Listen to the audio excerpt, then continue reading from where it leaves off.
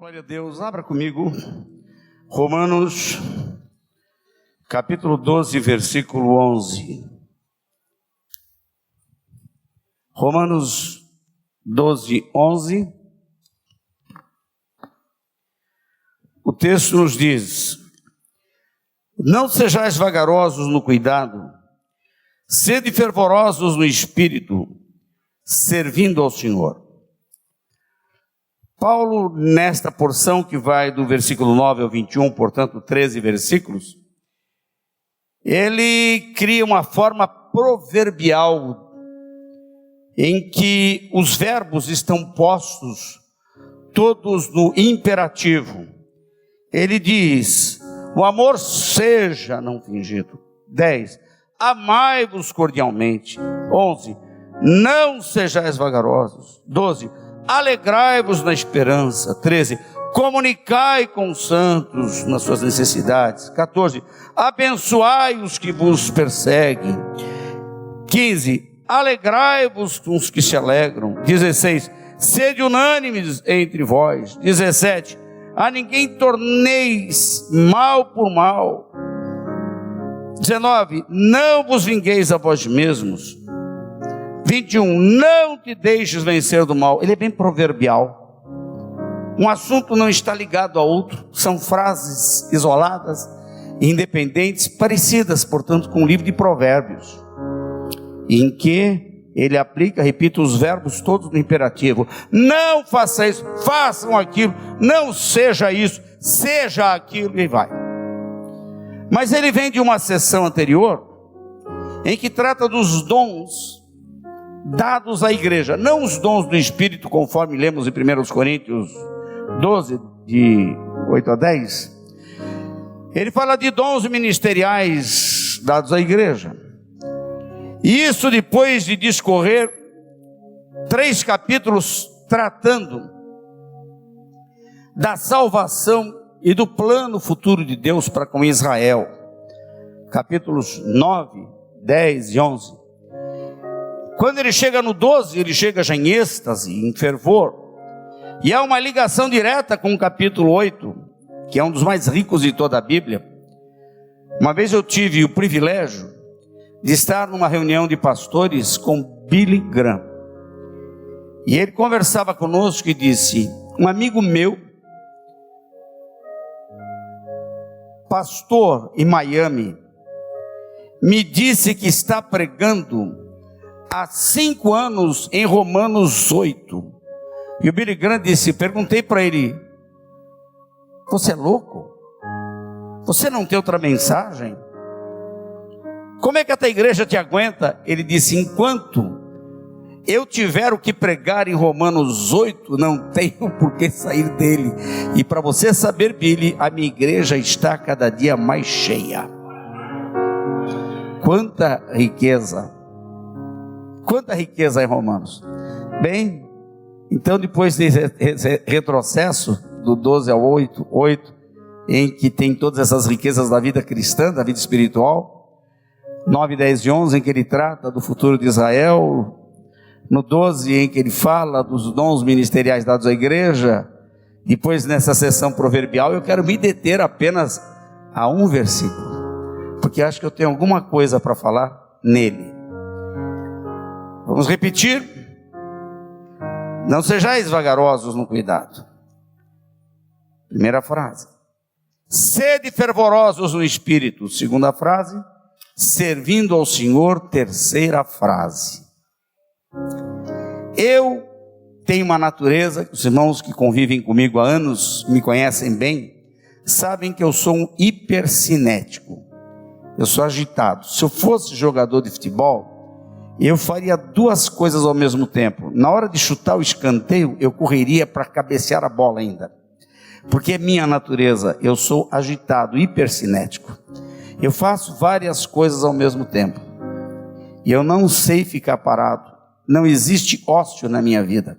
E por causa da minha natureza, eu tenho uma certa inquietude em lidar com gente lenta. Eu me irrito. É um problema sério para mim isso. Eu me recusei algumas vezes a voltar a dar aula. por causa de raciocínio lento de alunos, por dar alguma explicação e o camarada fazer pergunta em cima daquilo que eu estou explicando, que eu tinha acabado de explicar, como se eu não tivesse dito nada, e eu, aquele sorriso de quem quer matar, repetia. E eu acabei entendendo que dar aula não é a melhor coisa para mim. Gosto muito, mas tenho dificuldade de lidar com gente lenta.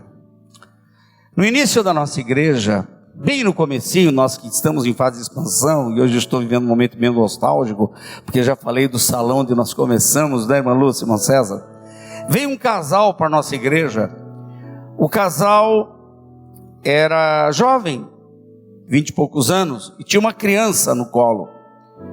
E eu sempre fico na porta cumprimentando as pessoas. Eu ficava ali na porta da escada que dava acesso, só tínhamos um acesso à igreja. E eu estava lá cumprimentando quando passou por mim o casal. Eu dei a mão para o rapaz, eu falei: qual é o seu nome? Luiz. Luiz, tudo bem? Graças a Deus.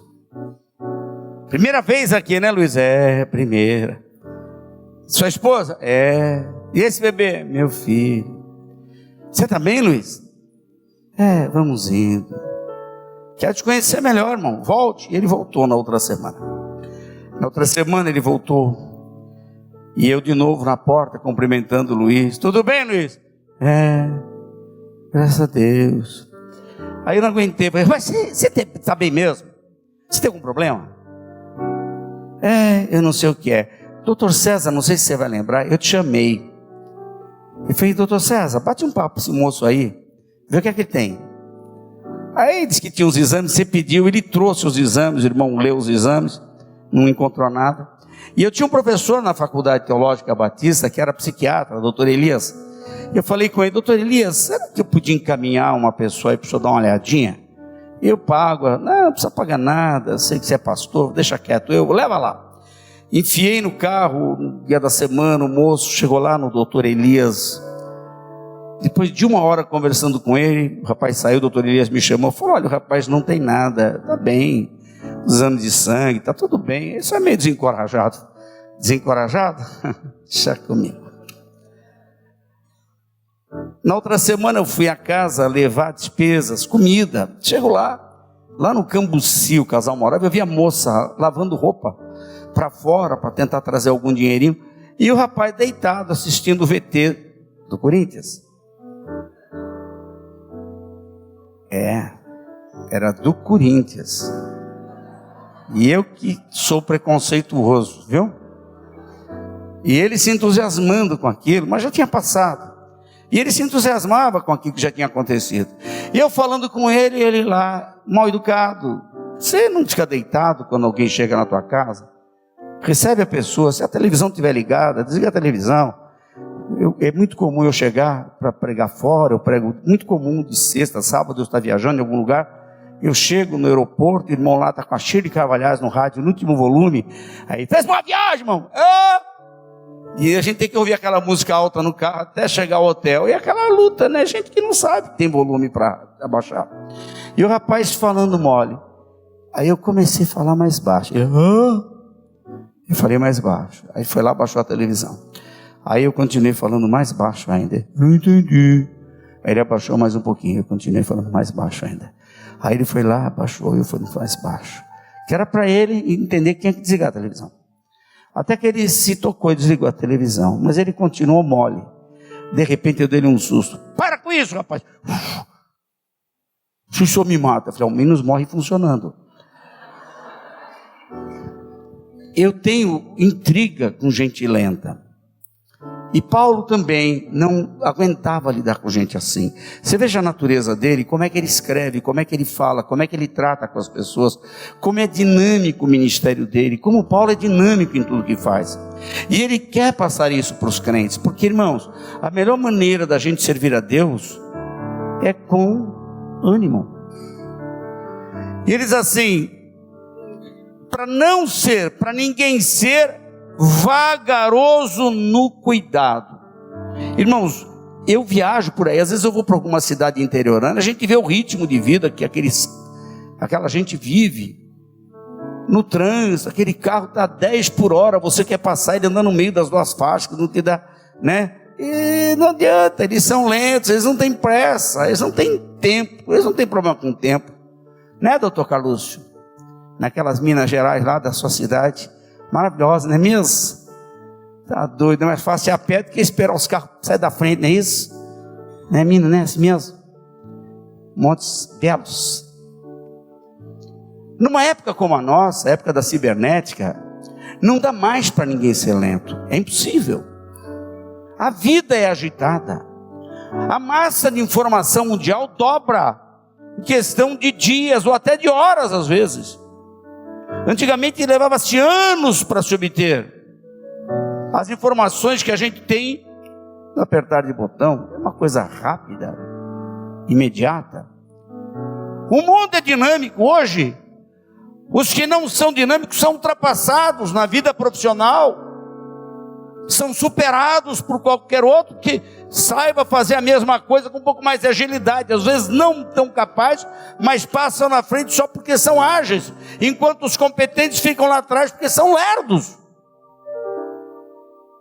Agora imaginem a obra de Deus feita em ritmo de lerdeza. Tem muita gente que não vence na vida, não porque seja incapaz, mas porque é lerda, porque é lenta. E o que é que falta para essa gente? Falta vontade, falta determinação, falta usar relógio, saber entender que tempo é valioso. Eu vejo um exemplo claro disso em Ló. 2 anjos chegam à casa de Abraão e comunicam a Abraão que a cidade em que o sobrinho dele mora, Sodoma, há de ser destruída devido à imoralidade e à violência. Abraão intercede, pede a Deus que faça alguma coisa. Ele cria uma forma de argumentar para tentar dissuadir a Deus. Não é um pedido que a gente faz em oração, Deus não faz isso, por favor. Não, ele tenta negociar, dissuadir a Deus com uma negociação. Olha, como é que os judeus são bons negociantes? Isso vem de lá de Abraão. Falou assim, olha, se houver, ele trabalha com uma lógica aí, matemática. 50 justos na cidade, por acaso ela será destruída por isso? Ele está pensando em Sodoma, porque é lá que vive Ló. Não, imagina, se houver 50 justos, de modo algum, é porque não tinha, falou, o negócio não deu certo, deixa eu baixar mais 10. Por acaso, se houver 40 justos na cidade, o senhor vai destruí-la mesmo assim? Não, por 40 justos, ele contava que houvesse mais alguém. Também não. E se houver 30? Não, imagina, então o negócio está ruim para o lado dos sodomitas. Cai para 20. Quando ele cai para 10, os anjos do Senhor que estão dialogando com ele, some, porque se tirar mais 10, o anjo volta para o céu sem realizar a tarefa. E anjo que é anjo, não desobedece. Os mesmos anjos vão à casa de Ló e dizem para Ló, Ló, escapa-te por tua vida, nós vamos destruir a cidade em que tu moras. Qual seria a lógica? Se você tem uma notícia de que a tua casa vai pegar fogo, você vai arrumar mala? Você vai correr para fazer mala? Você vai procurar documento? Os anjos disseram, estamos prontos, viemos aqui com essa finalidade. Mas Ló, em vez de se apressar, é lento. E a Bíblia diz que os anjos pegaram Ló pela mão e o arrancaram para fora da cidade, porque era lento.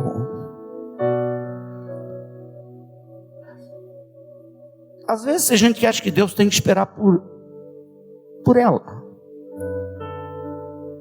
Olha, eu pretendo me aposentar, e a partir de então eu vou servir ao Senhor. Eu pretendo fazer algo por Ele na sua obra. Eu conheço muita gente que veio com essa promessa, mas a aposentadoria no Brasil é uma miséria. E raramente alguém que se aposenta no Brasil, depois de aposentado, vai fazer o que disse. Vai arrumar um bico, precisa trabalhar, precisa fazer alguma coisa. Vai acrescentar a sua renda, porque não dá para viver só com aquilo. Mas, no fundo, o que essas pessoas fazem é colocar Deus na fila de espera. Deus tem pressa na obra dele. Quando Jesus cura aquele cego, que é cego desde nascença, e os discípulos perguntam quem pecou, ele ou os pais para que nascesse cego. Jesus disse: nem ele, nem pecou ninguém para que nascesse assim.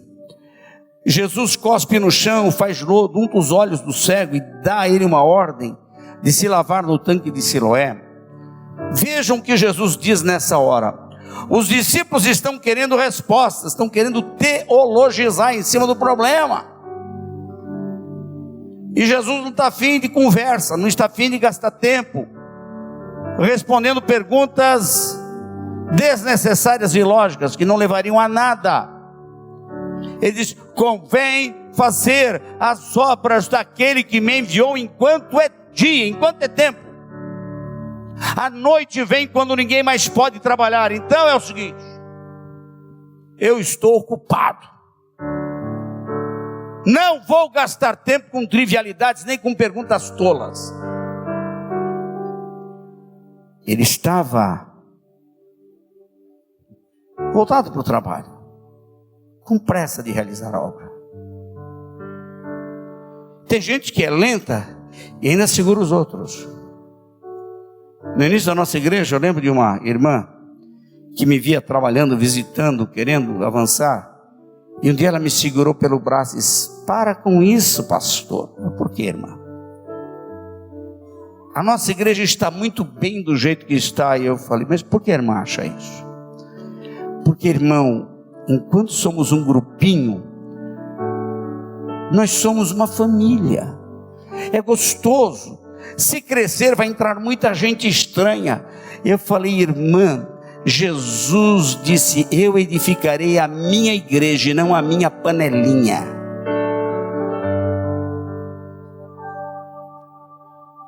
A primeira vez que eu fui ao Japão, conhecer o trabalho que era nosso lá, chego lá, por que aqui não é a Assembleia de Deus Bereana? Eles chamavam de Grupinho de Jesus.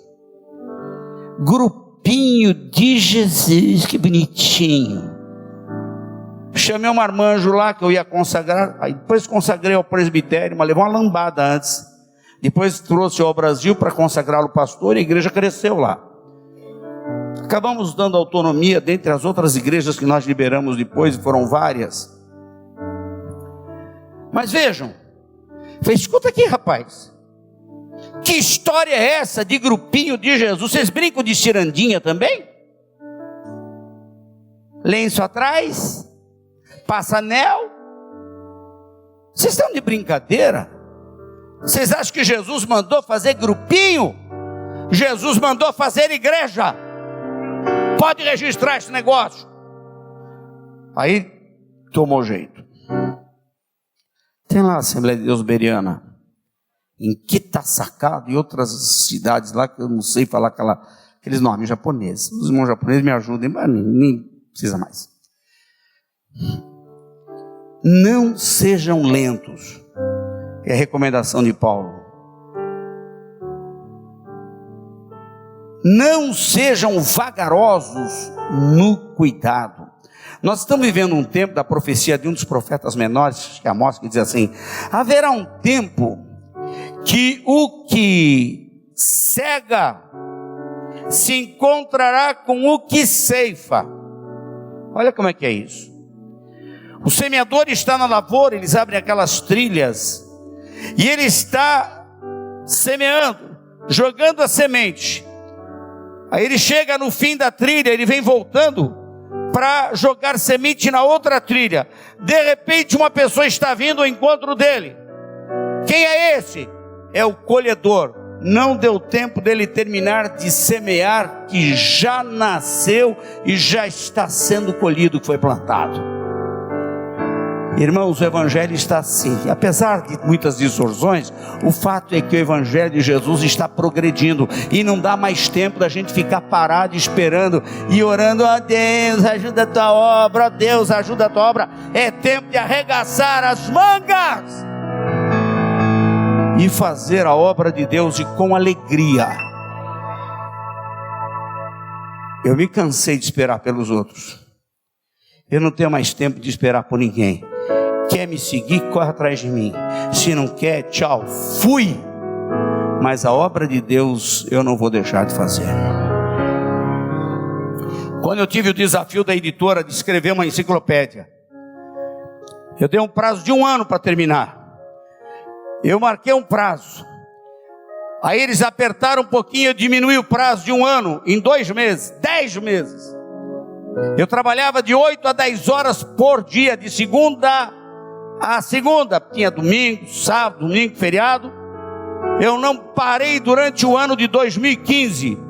Das 8 da manhã às 10 da noite, às vezes meia-noite, eu ficava exaurido, com uma bancada na minha biblioteca em casa, com 15, 20 livros abertos, eu com uma prancheta, pesquisando a ideia de um autor, pesquisando a ideia de outro autor, pensando a ideia de um autor, indo para o meu computador, escrevendo na minha linguagem, a ideia desse, com a ideia daquele, a ideia do terceiro, que eles dizem, concordo, não concordo, e aqui estou pensando, refletindo, escrevendo. Aí um dia eu disse para o meu escritor, editor, não vou entregar em 10 meses não. Como assim? Vou entregar em 9 meses. E em 9 meses eu entreguei a obra, que já está na sua 5ª edição. Glória a Deus. Sei que isso me custou um aumento aqui na pança abdominal. Estou cuidando desse negócio, é horrível. É ruim ficar sem comer pão. Mas o preço que eu ganhei, eu paguei para ganhar essa obra. Mas não dá para ficar parado. E a Bíblia diz, ô lento, ô mole, ô lesma, sebo nas canelas, se agita. A tua vida não está indo para frente, talvez porque você trabalhe pouco. Talvez porque, mas pastor, eu trabalho bastante. Então glória a Deus, talvez o segundo item vai ser melhor para você. Tem gente que não precisa ser exortado no primeiro, tem gente que precisa. Mas vamos para o segundo? Não é para ser lento, é para ser fervorosa no Espírito. A igreja de Jesus tem que ser uma igreja aquecida. As denominações históricas chegaram no Brasil muito antes das igrejas pentecostais, ou antes do pentecostalismo. Já no tempo, lá atrás, muitos anos atrás, no tempo dos holandeses, chegaram aqui os huguenotes, foram expulsos, o evangelho não pôde se efetivar no Brasil, devido às perseguições movidas pela igreja católica. 5 missionários huguenotes foram perseguidos e mortos aqui no Brasil. Mas no final do século XVII, já tínhamos aqui alguns imigrantes alemães que estavam chegando. Chegaram os presbiterianos, chegaram os metodistas, chegaram os batistas. Eles plantaram a igreja, mas devido às muitas perseguições, eles foram para o lado da educação, criaram educandários. Aí você tem a faculdade, a universidade hoje metodista, mas começou como escola, como colégio. Você tem colégio batista com a família Begbie, foi uma forma de se efetivarem através de educandários. A mesma coisa aconteceu com Mackenzie, com os presbiterianos, porque as perseguições não permitiam que a igreja se estabelecesse como igreja, nem mesmo cemitérios. Havia cemitério católico, cemitério judeu, na rua da minha casa tem um, e não havia cemitério para protestantes. Era uma luta para se enterrar a pessoa quando dizia religião, crente, protestante, aqui no Brasil. Aí foram criados cemitérios dos protestantes, um deles está na Doutor Arnaldo, feito pelos presbiterianos, porque era proibido se enterrar, até nos cemitérios públicos, porque havia domínio da igreja romana. Mas chegamos aqui, os pentecostais, em 1910, primeiro Luigi Franciscone com a Congregação Cristã no Brasil, depois Daniel Berg e Gunnar Wingre em 1911, e fundaram a maior denominação pentecostal do país, que é a Assembleia de Deus. E o que aconteceu, se aquelas outras igrejas denominacionais históricas já estavam efetivadas no Brasil, e a igreja pentecostal cresceu, muitas vezes mais. Eu li algum tempo atrás, eu não sei como anda essas pesquisas, mas numa pesquisa feita por uma revista católica, Vozes, dizia que só a Assembleia de Deus é 19 vezes maior do que todas as denominações não pentecostais juntas. Por quê? Porque nós temos uma teologia melhor? Não, porque nós somos melhores, pelo contrário, eles são muito melhores do que nós, eles têm mais cultura do que nós. Nós fomos buscar a cultura teológica deles. Por quê? Por causa do fervor. Por causa do fervor espiritual. É muito diferente você estar numa igreja letárgica, fria. Eu sou meditativo. Eu sou músico clássico. Eu toquei óboe em orquestra. Eu gosto de uma melodia suave. Gosto de som de órgão. Mas se eu tivesse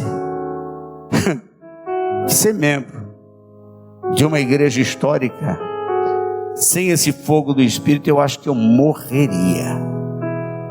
Eu prego nas igrejas não pentecostais com muita frequência. Mas quer saber? Eu gosto de uma igreja avivada, cheia do Espírito Santo, onde o povo fica pipocando no banco, porque está sentindo o formigamento da ação do Espírito Santo. A palavra de Deus tem que fervilhar em nós.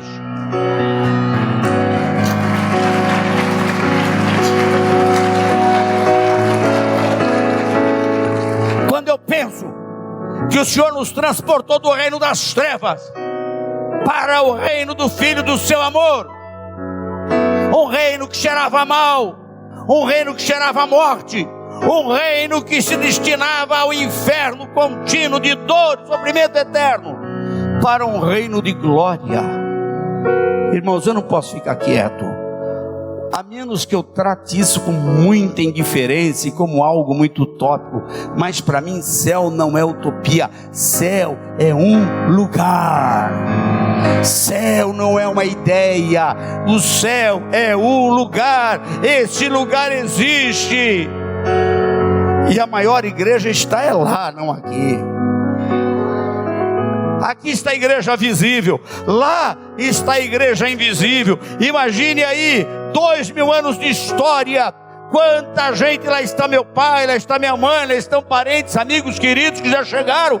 Eles estão vivendo o verdadeiro culto, só aguardando a nossa chegada. Aqui na terra, o que tem perto do que já chegou é uma quirela. Nós somos muito poucos perto dos que já estão na igreja invisível, que está na glória. E quando eu leio Hebreus capítulo 12, versículos 18 a 23, o escritor está dizendo, comparando com uma experiência que os israelitas tiveram lá no Monte Sinai, quando o monte fumegou, e eles ficaram assustados, com medo, assombrados, porque havia tremor de terra, fumaça, fogo. Pediram para Moisés, fala você conosco que nós vamos te ouvir. Nós temos medo de ouvir a voz de Deus. O escritor de Hebreus pega o capítulo 19 de Êxodo, traz aqui e diz assim: nós já chegamos a Jerusalém celestial. Glória a Deus. Nós já acessamos. Olha o verbo aí, profeletuteste. Pode repetir, por favor? Esse verbo no grego, nós já chegamos, a igreja já acessou. Olha que coisa linda isso. Vê se dá para não ser fervoroso. Ele diz assim: porque não chegasses ao monte palpável aceso em fogo, aquele, e a escuridão, e as trevas, e a tempestade, ao sonido da trombeta e a voz das palavras, a qual os que a ouviram pediram para que se não lhes falasse mais, porque não podiam suportar o que se lhes mandava. Se até um animal tocasse o monte, seria apedrejado, porque o monte espirrava pedras. E tão terrível era a visão que Moisés disse: estou todo assombrado e tremendo. Até o líder, até Moisés se apavorou. Mas aqui a coordenada adversativa da esperança, da alegria, da felicidade, da glória. Mas chegasses ao monte Sião, à cidade do Deus vivo, à Jerusalém celestial, e aos muitos milhares de anjos, à universal assembleia, à igreja dos primogênitos que estão inscritos no céu, e a Deus o juiz de todos, e aos espíritos dos justos aperfeiçoados. Olhem, vejam que nós já acessamos. Vê se dá para ser mole, vê se dá para ficar parado. Acorda! Ou ler para você é uma poesia, é um romance. Você lê a Bíblia como ler qualquer livro velho sem significado. Eu leio a Bíblia como a palavra viva de Deus. Cada palavra que cai aqui mexe comigo. Eu tenho intimidade com esse livro. Ele fala comigo. Aqui a boca de Deus está dizendo: ó, Walter, olha onde você já chegou. Eu falei: legal, Deus. Eu vibro. Eu sou nascido e criado no Evangelho. Eu não consigo e nem quero perder o entusiasmo, perder essa alegria. Eu vivo hoje como se eu fosse um novo convertido. Ontem eu estava pregando no Conselho de Pastores de Mogi das Cruzes. Estava lá o prefeito, do meu lado tinha um pastor da cidade de Mogi. E o pastor que dirigia: família Brunelli é conhecida, hein? Olha que a igreja de São Caetano do Sul. Quem é Clementina Fischer Brunelli? Quem é Luísa Della Páscoa? Quem é André Della Páscoa? Quem é Benedito Brunelli? Quem é Delfino Brunelli? Quem é Celso Brunelli? 36 pessoas. Assembleia de Deus de São Caetano, 1938. Clementina é minha tia, Luísa é minha tia, André é meu tio, Celso é meu pai, Delfino é meu tio, Romana é minha prima. O pastor da Assembleia de Deus soltou uma rajada de língua estranha.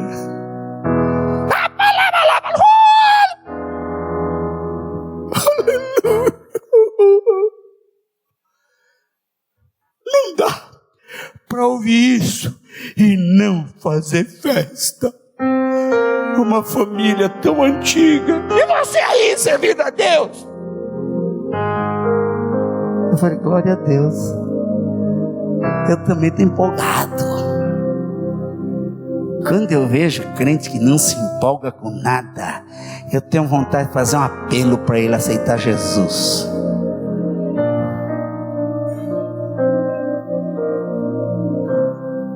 E também não confio em crente frio. Eu não confio em crente frio, porque eu não sei se ele está apreciando a palavra de Deus ou se não está. Eu não sei se ele está recebendo a palavra de Deus ou se não está.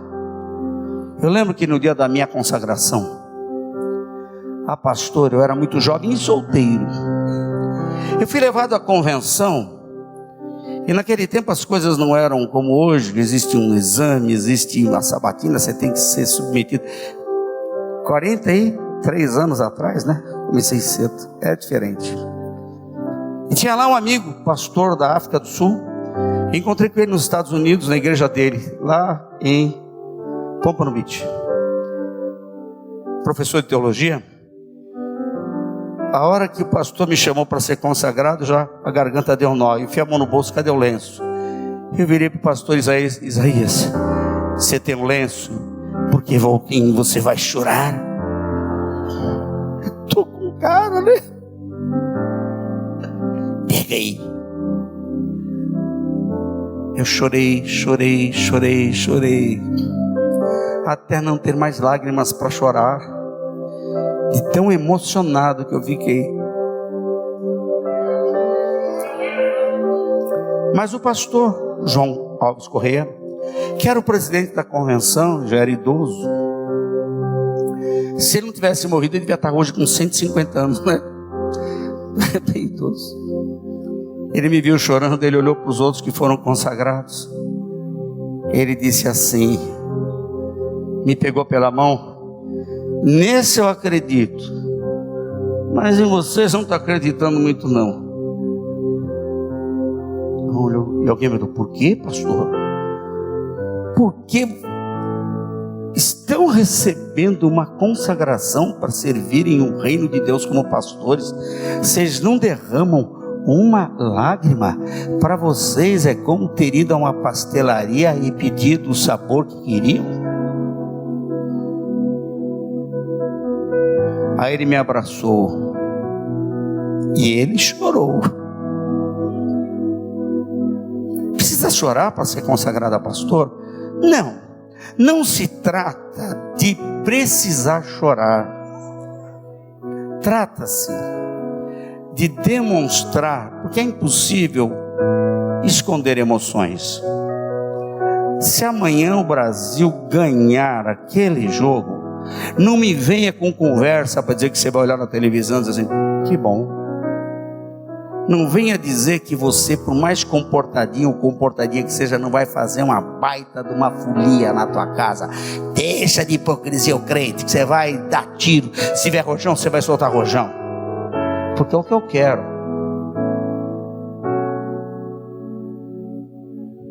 Como não demonstrar alegria?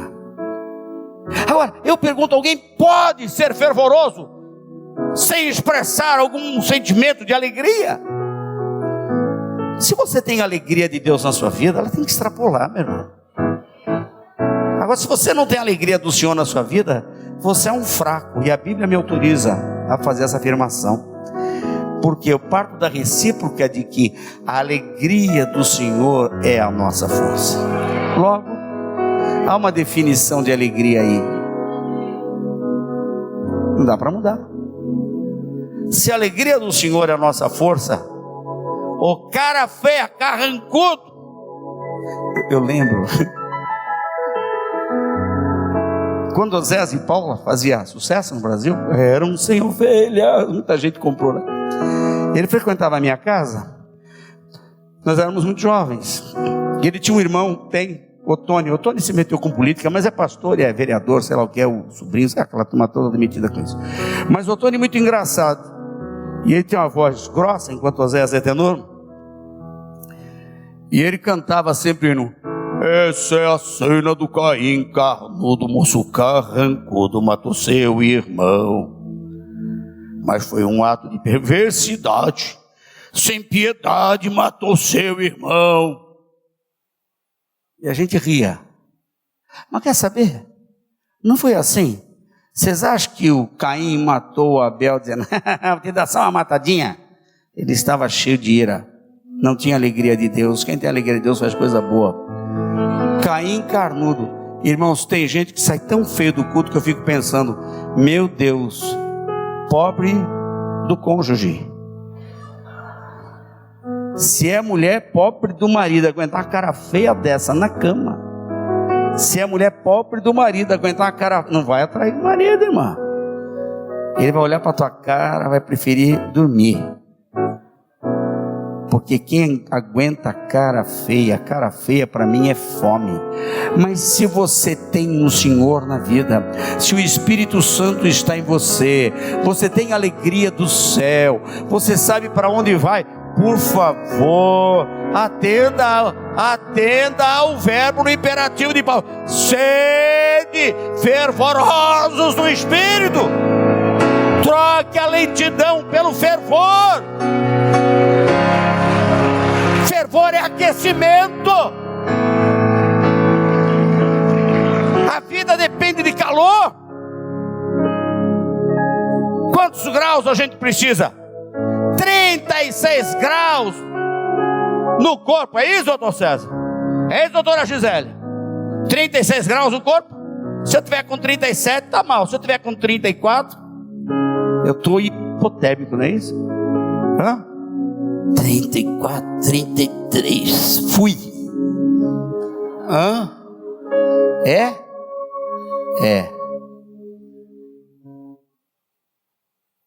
Sem calor a gente não vive. Sem calor o motor do seu carro não traria você aqui. Ele precisa de calor para funcionar. A vida precisa de calor. Por que você acha que para ser crente você não precisa de calor? Sede calorentos no Espírito. Trocar, né? Sede fervorosos, sede calorentos no Espírito. Fervorosos. Faz aquecer essa máquina. Pastor, eu não sei o que se passa comigo. Eu não quero ser fervoroso no Espírito só porque o Senhor está dizendo. Eu quero sentir alguma coisa dentro de mim. Então o problema é que está faltando sentir. E eu não quero que você se sinta fervoroso apenas para atender a um apelo da minha parte. Eu quero que você seja fervoroso, porque a Bíblia diz que é para ser fervoroso. Mas para você atingir esse fervor espiritual, você precisa fazer por onde? Como é que você vai atingir esse calor espiritual? Você precisa ter uma vida com Deus. Parece tão simples o que eu falei, né? Tão formal, e é tão presbiteriano. É preciso ter uma vida com Deus. Pensa nisso. Você tem vida com Deus? Está entendendo o tom da minha pergunta? Você tem vida com Deus? Você pergunta para qualquer pessoa que não conhece Jesus, e elas respondem naturalmente: eu tenho. Deus está comigo, eu estou com Deus. Deus está comigo todos os dias. Você é caipira, com chapéu, tira o chapéu, Deus está comigo. Qual é o resultado disso? O que você está oferindo dessa intimidade que você tem com Deus? Irmãos, se a sua vida espiritual não estiver provocando nenhum aquecimento na sua vida, reveja a sua espiritualidade. Reveja a sua espiritualidade. O batismo com o Espírito Santo era muito incentivado no começo da nossa história. E é um bom começo para quem quer ser fervoroso. Não é necessário. O Apolo, está escrito em Atos 18, 25, era varão eloquente e fervoroso de espírito. Ele não era batizado com o Espírito Santo. Não, eu sei que não era, porque está escrito. Ele não entendia nada disso. Foi preciso Paulo pregar. E ele não estava, inclusive, entre os que foram batizados na comunidade que ele dirigia. Ele sai de lá, vai para Corinto. Priscila e Áquila que explicam para ele melhor sobre a experiência com o Espírito Santo, porque ele não tinha. E mesmo sem ter a experiência pentecostal, diz a Bíblia que ele era fervoroso no Espírito, só por entender as coisas de Deus, ele ficava sapatinho de fogo, já era entusiasmado. Imagina a hora que o Apolo foi batizado com o Espírito Santo, no que ele não se tornou. Mas talvez esteja faltando para você essa experiência. Quantos aqui já são batizados com o Espírito Santo? Levante a mão. Houve um tempo que eu via toda a igreja levantar as mãos. Houve um momento na nossa igreja em que 100% era batizada com o Espírito Santo. Pastor, a igreja era pequena. Não tão pequena, mas meu filho dirigia os jovens. E um dia eles voltaram de um acampamento. Eu falei: filho, porque sempre tinha batismo com o Espírito Santo. Sempre tinha lá 7, 8, 10, 15 batizados. Um dia eu perguntei: filho, quantos foram batizados? Pai, nenhum. Como? Você não orou para Jesus batizar com o Espírito Santo? Não precisava, porque todos eram. Chique, né? Fala sério, hein? Estou sentindo falta disso. Nem um amém. Desculpa, hein? Que falta de empolgação. Francamente.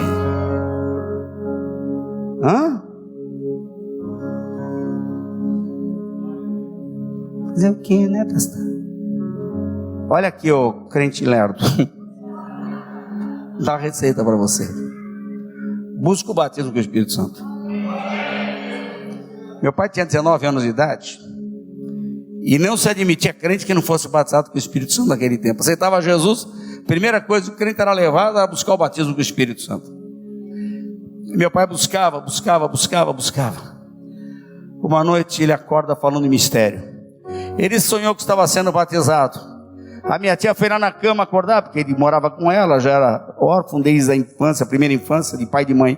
A minha tia foi lá, sentou na cama, ele estava falando mistério, não era um sonho, se tornou realidade. Acordou falando língua estranha. Glória a Deus. Peça para Jesus lhe batizar com o Espírito Santo. Para quem quer ser fervoroso, sabe que o batismo é um bom começo? Por último, e aqui eu termino, servindo ao Senhor, diz o apóstolo. Não é para ser lento, vagaroso no cuidado, é para ser fervoroso no espírito. E ele diz: servindo ao Senhor. Está no gerúndio. Sirva ao Senhor continuamente, servindo, fazendo, andando, realizando, gerúndio, acontecendo, servindo. Serviu o Senhor ontem, sirva hoje, sirva amanhã. Jesus servia a Deus continuamente. Aliás, é o que está escrito lá em Marcos 10, 45. Jesus não veio para ser servido, mas para servir.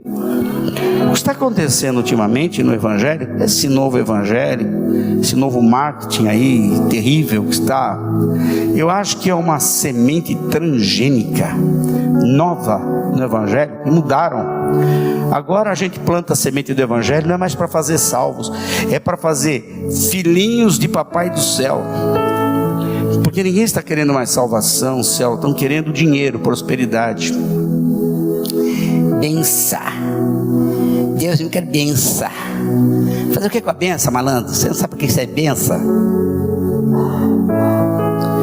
Precisa ser crente. Buscar primeiramente o reino de Deus, a sua justiça. Essas coisas materiais, irmão, se resolvem. Deus pega a pontinha do dedo dele e resolve. Eu não sou crente por causa de bênção material. Eu sou crente por causa de Jesus. Eu estou empolgado com a salvação. Eu estou empolgado com as coisas do alto. Eu penso nas coisas que são de cima, como diz Paulo. Portanto, vós que já ressuscitaste com Cristo, buscai as coisas que são de cima, onde Cristo está sentado à destra de Deus. Ele prossegue: pensai nas coisas que são de cima e não nas que são da terra, porque já estáis mortos, já morri, e a vossa vida está escondida com Cristo em Deus. Então é esse o meu objetivo, é esse o meu alvo, é isso que me empolga, é isso que me faz cantar. Aliás, dá Fá maior para mim aí. Sol maior, você deu Sol, então dá mão. Então dá Dó, então dá Fá. É isto que me faz cantar. Se você sabe, canta. É isto que me faz cantar. Dos meus pecados livre estou e para o céu eu vou. É isto que me faz cantar. Outra vez, cante comigo. É isto que me faz cantar.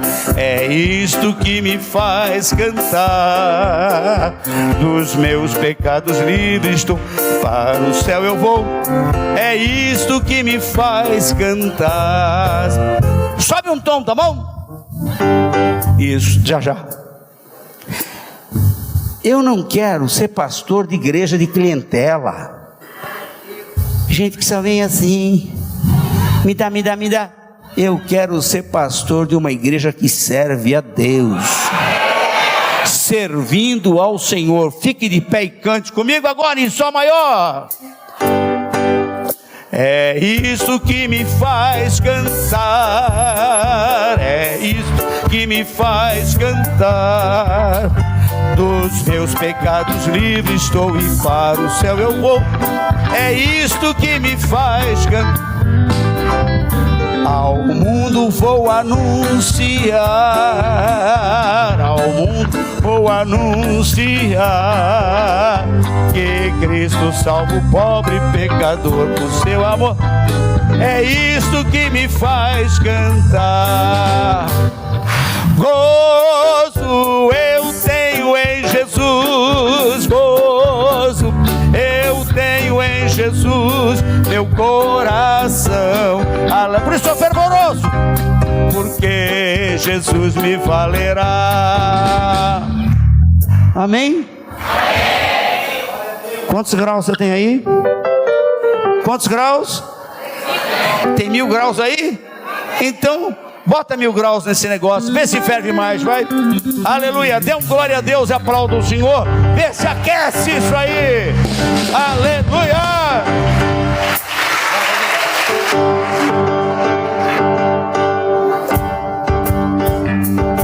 Cante. Na presença dos homens, na presença dos anjos sempre eu te louvo.